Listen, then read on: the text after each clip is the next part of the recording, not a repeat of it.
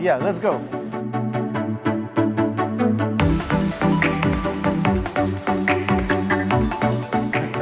Can you hear? Hello. Hi Pete, great to see you on the TCT, finally face to face. Yes. Without a screen mask. It's been a long time. It's been a long time, exactly. So what can we see today on your stand? Well, we've kind of brought the whole workflow with us, Greg. We've got the 5200 from HP Multijet Fusion. Yeah. We're printing, we're processing the parts, and then we brought the DyeMansion workflow with us. So we're going to be cleaning the parts on the PowerShot C. Yeah, so we've got everything running. We brought dyed parts with us, so they're going to be polishing those parts into high-end valued parts as well. Cool. So we're giving people that vision of the end-to-end workflow.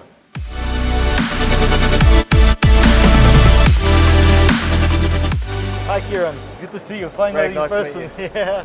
So what can we see on your booth? So this is our first time we've actually had a booth for the Digital Manufacturing Centre.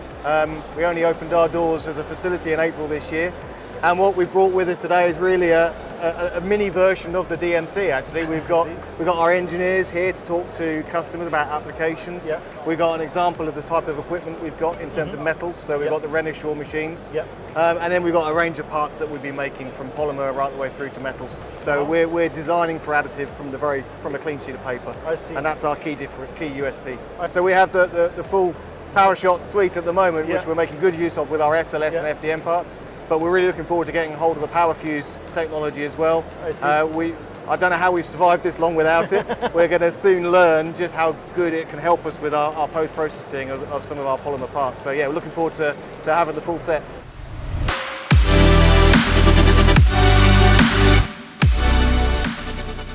Gentlemen, here we are on the booth from Laserlines, and I think it's a new chapter for the EMEA sales team. So you are the first Stratasys reseller in Europe, so we are very proud of that. Yeah. Why did you decide to expand the portfolio that you currently offer to post-processing? We've been a Stratasys reseller for 26 years, and we like to offer our customers a total solution. So rather than just the 3D printers, we like to offer them the whole process. In terms of DyeMansion, it was easy. What I did, we were looking to add post-processing, so the FDM, the new H350 technology that's coming down the line. I asked my customers, got their feedback, and the DyeMansion name, it kept coming up. So it was obvious to the new SAF technology, the H350, that's really going to open up new avenues for us. As well as that, and the Origin One, we're moving into the more production-based technology.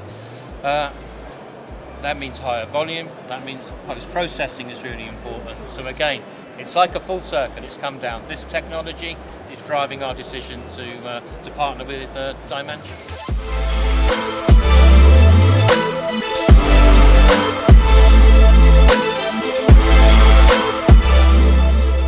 Hi Nick, Hi, good to see you face to face finally. You too. So what are your expectations regarding this show?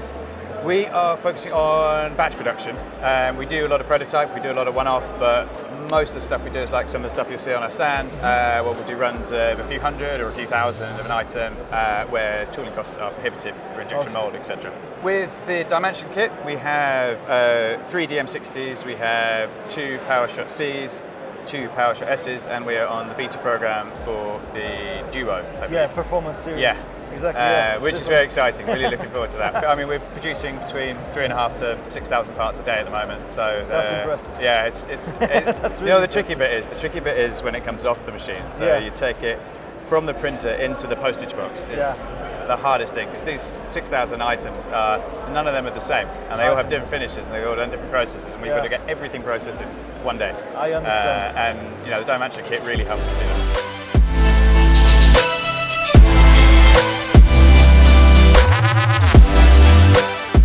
All right, hey David, hey, great to see you finally. It's a pleasure. We had just a couple of minutes ago also our panel discussion. Yes. Great discussion, also with great panelists, having DMC and Siemens. Okay. And actually we were talking about both starting implementation of industrial 3D printing and expanding scaling in the industrialization. On your booth, what we can see this year? Yeah, on the booth we could see different application. As you can see on the left-hand side, polymer, on the right-hand side, metal. If I go to polymer, we can see our digital foam applications, TPU, so could be, let's say, related to application insoles, but also we see our famous Hexor helmet. Yeah. So this is something that also created a lot of the interaction today. Yes. So it seems that there is a high demand, a high interest on that. Absolutely. And when it comes to, as we are also discussing, when it comes to P5, we have also a lot of interest in PA11 application. Yeah. PA11 because of the sustainability, I guess, right? Exactly, because of sustainability, but also because of, let's say, dedicated performance and mechanical criteria behind. I see. So that's something that is very interesting for several customers.